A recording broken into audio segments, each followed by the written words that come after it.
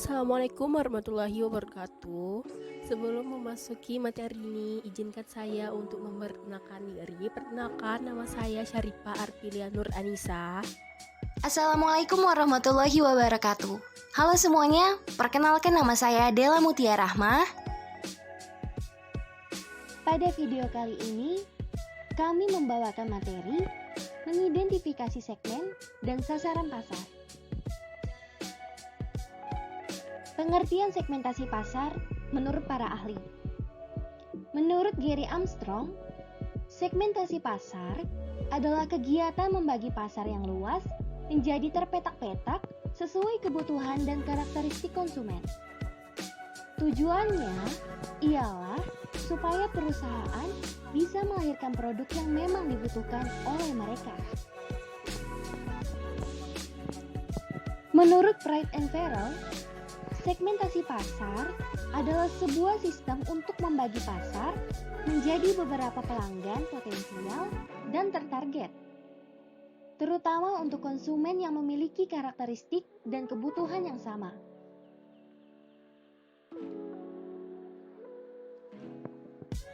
Pengertian segmentasi pasar secara umum, yaitu kegiatan membagi suatu pasar menjadi kelompok-kelompok pembeli yang berbeda yang memiliki kebutuhan, karakteristik, atau perilaku yang berbeda yang mungkin membutuhkan produk atau bauran pemasaran yang berbeda. Pasar sasaran. Pasar sasaran adalah sekelompok pembeli atau konsumen yang mempunyai sifat-sifat yang sama yang dapat membuat pasar itu berdiri sendiri. Adapun 4 syarat segmentasi pasar yang harus kamu ketahui. Yang pertama adalah segmentasi harus bisa diukur. Yang kedua, segmentasi pasar logis dan bisa dijalankan. Yang ketiga, harus ada target segmentasi yang ingin dicapai. Dan yang keempat, pasar lebih heterogen dan target lebih luas. Ada 5 kriteria segmentasi pasar. Yang pertama adalah measurable atau dapat diukur. Segmen pasar perlu diukur dengan dasar volume atau nilai penjualan. Hal ini membutuhkan riset pasar yang andal dan mampu mengidentifikasi ukuran segmen pasar. Dengan begitu, tingkat akurasinya masuk akal. Selanjutnya, pelaku bisnis dapat menentukan fokus mereka ke pemasaran segmen tersebut. Yang kedua, substansial atau substansi. Kriteria selanjutnya adalah hal yang berkaitan dengan substansi. Pendeknya, membuang anggaran pemasaran ke dalam pasar yang tidak cukup besar tidak perlu dilakukan. Hal tersebut hanya akan membuat boros pengeluaran. Yang ketiga, aksesibel atau dapat diakses. Ketika Anda melakukan riset pada segmen pasar, ada baiknya Anda mempertimbangkan bagaimana audiens bisa mengakses informasi mengenai produk dan perusahaan Anda. Kenali kekuatan dan kemampuan dari divisi pemasaran pada bisnis Anda. Yang keempat, differentiable atau dapat dibedakan. Pada dasarnya, segmen pasar yang bagus dan ideal harus homogen secara internal. Artinya, semua pelanggan di dalam segmen tersebut mempunyai sifat dan preferensi yang sama. Namun, secara eksternal, segmen tersebut adalah heterogen. Dan yang terakhir, yang kelima adalah actionable atau dapat ditindaklanjuti. Kriteria segmen pasar yang selanjutnya adalah harus mempunyai nilai praktis dan harus menyediakan informasi pendukung untuk metode penjualan. Hasil dari segmentasi juga harus mudah diukur dan didefinisikan. Ada 2 jenis tingkatan segmentasi pasar. Yang pertama adalah pemasaran massal atau mass marketing, yang berarti upaya untuk mempromosikan dan menjual produk dengan menargetkan pasar massal. Adapun keuntungan dan kelemahan dari pemasaran massal ini adalah keuntungannya lebih banyak pelanggan potensial, skala ekonomi lebih tinggi, penjualan lebih tinggi, kurang rentan terhadap perubahan selera, dan hemat biaya pemasaran.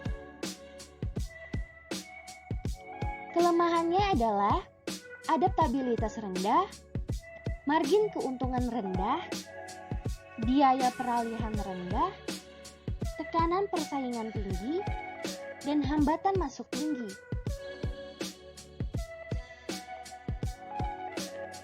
Tingkatan segmentasi pasar yang kedua adalah pemasaran mikro.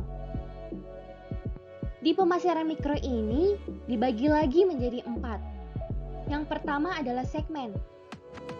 Segmen pasar terdiri dari sekelompok pelanggan yang memiliki sekumpulan kebutuhan dan keinginan yang serupa. Pemasaran segmen menawarkan manfaat kunci melebihi pemasaran massal. Yang kedua adalah ceruk. Ceruk adalah kelompok pelanggan yang lebih sempit yang mencari bauran manfaat yang berbeda. Yang ketiga adalah perorangan. Perancangan produk dan program pemasaran supaya sesuai benar dengan kebutuhan dan referensi pelanggan secara individual. Dan yang keempat adalah lokal. Pemasaran lokal adalah perancangan merek dan promosi untuk wilayah atau pelanggan lokal, kota, pemukiman, atau bahkan untuk yang spesifik. Ada 4 dasar segmentasi. Yang pertama adalah geografis. Geografis ini mencakup wilayah dunia atau negara, ukuran kota atau metropolitan, kepadatan, dan iklim. Yang kedua adalah demografis. Demografis ini mencakup usia, jenis kelamin, ukuran keluarga, siklus hidup keluarga, pendapatan, pekerjaan, dan lain-lain. Yang ketiga adalah psikografis. Psikografis mencakup kelas sosial, gaya hidup, dan kepribadian.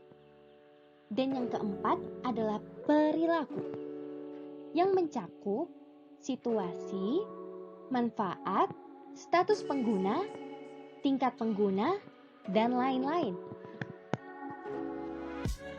3 prosedur segmentasi pasar. Yang pertama adalah survey stage. Tahap ini seperti melakukan wawancara, tebar angkat maupun meminta saran, dan minat masyarakat. Tujuannya agar perusahaan memiliki data awal terkait masyarakat yang ada di pasar tertentu. Yang kedua, analisis stage. Tahap kedua adalah tahap analisa untuk mengetahui alasan-alasan munculnya sikap dan motivasi konsumen. Yang ketiga, profiling stage.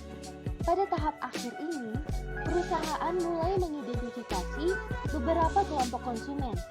Patokannya adalah data survei di awal ditambah data-data hasil analisis konsumen. Berikut adalah tujuan segmen pasar, yaitu pasar lebih mudah dibedakan, pelayanan lebih baik, strategi pemasaran lebih terarah, menemukan peluang baru, faktor penentu desain, strategi komunikasi lebih efektif, melihat kompetitor dengan segmen yang sama, dan evaluasi target dan rencana bisnis. Contoh segmentasi pasar. Kebutuhan pelanggan. Kebutuhan pelanggan adalah jenis segmen pasar yang paling umum. Sebagai contohnya, beberapa pelanggan membutuhkan kopi tanpa kafein dan yang lain membutuhkan kopi biasa. Ini adalah suatu pilihan penting yang lain dalam sebuah produk selain harga, lokasi, dan promosi berdasarkan kebutuhan. Preferensi pelanggan. Preferensi pelanggan seperti persepsi bahan makanan, misalnya merek saus salad, dengan semua bahan alami untuk pelanggan yang tidak menyukai bahan yang terdengar seperti bahan kimia. Pendapatan. Tingkat pendapatan seperti hotel keluarga yang dirancang untuk keluarga dengan anggaran terbatas. Jenis. Jenis pelanggan seperti konsumen, biasa, atau pebisnis. Jenis segmentasi pasar dalam bisnis. Yang pertama, segmentasi psikografis. Segmentasi ini maksudnya adalah pengelompokan konsumen atas dasar kesukaan dan ketertarikan mereka pada produk tertentu.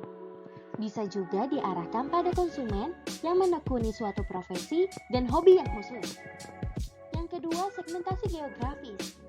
Segmentasi ini adalah penentuan kelompok pemasaran dengan berdasar pada tempat tinggal konsumen. Ini terkait dengan kedaerahan seperti desa, kota, provinsi, dan kepulauan. Yang ketiga, segmentasi perilaku. Sesuai dengan namanya, segmentasi ini adalah pengelompokan konsumen dengan ditinjau dari perilakunya terhadap produk yang ditawarkan. Yang termasuk ukuran di dalamnya adalah pengetahuan, loyalitas, idealisme, serta respon konsumen. Dan yang keempat adalah segmentasi demografis. Segmentasi ini adalah pengelompokan konsumen atas dasar keumuman, seperti usia, gender, pendidikan, pendapatan, dan lainnya. Sekalipun kesannya mudah, tetapi segmentasi ini membutuhkan kejelian, karena faktor keumuman konsumen lebih luas dan perlu analisis yang lebih cermat untuk menentukan kelompok pasar yang tepat. Mengevaluasi dan memilih segmen pasar. Yang pertama, konsentrasi segmen tunggal, yaitu pengetahuan dan kehadiran di pasar yang kuat, namun pasar dapat berubah dan pesaing memasuki segmen. Yang kedua, spesialisasi selektif, yaitu mendiversifikasikan risiko perusahaan. Yang ketiga, spesialisasi produk, yaitu produk tertentu yang dijual ke beberapa segmen. Yang keempat, spesialisasi pasar, yaitu perusahaan berkonsentrasi melayani satu kelompok pelanggan tertentu. Dan yang kelima, cakupan pasar penuh, yaitu berusaha memenuhi semua kelompok dengan semua produk. Yaitu ada dua jenis. Yang pertama, pemasaran tanpa diferensiasi atau satu penawaran. Dan yang kedua, pemasaran terdiferensiasi atau produk berbeda tiap segmen. Adapun manfaat dari segmentasi pasar. Yang pertama, ide pemasaran suatu perusahaan lebih terarah. Yang kedua, membantu perusahaan dalam mengatur produk. Yang ketiga, membantu perusahaan mendapatkan pasar segmentasi. Yang keempat, memudahkan perusahaan buat mengatur budget. Yang kelima, meningkatkan daya tarik konsumen. Dan yang keenam, dapat memperoleh posisi yang menguntungkan. Dari penjelasan segmentasi pasar yang sudah dijelaskan, mari kita ambil contoh segmentasi pasar dari produk Coca-Cola. Segmentasi demografis. Coca-Cola ini dapat dikonsumsi mulai dari anak kecil yang berumur 5 tahun sampai dengan orang usia dewasa. Akan tetapi, Coca-Cola khususnya membidik remaja dengan usia 15-21 tahun. Minuman ini dapat dikonsumsi baik laki-laki maupun perempuan. Karena harganya yang terjangkau, produk ini dapat dinikmati baik mereka yang berpendapatan rendah, menengah, hingga atas. Segmentasi geografis. Produk ini dipasarkan di seluruh bagian di Indonesia. Produk ini sangat mudah didapatkan di mana saja. Segmentasi geografis pasar Coca-Cola tidak hanya khusus di Indonesia, melainkan di berbagai bagian negara, khususnya di Jepang. Coca-Cola memasarkan produk minuman dengan merek tertentu, yaitu Sokenbicha atau non-karbonat, ginseng, dan teh.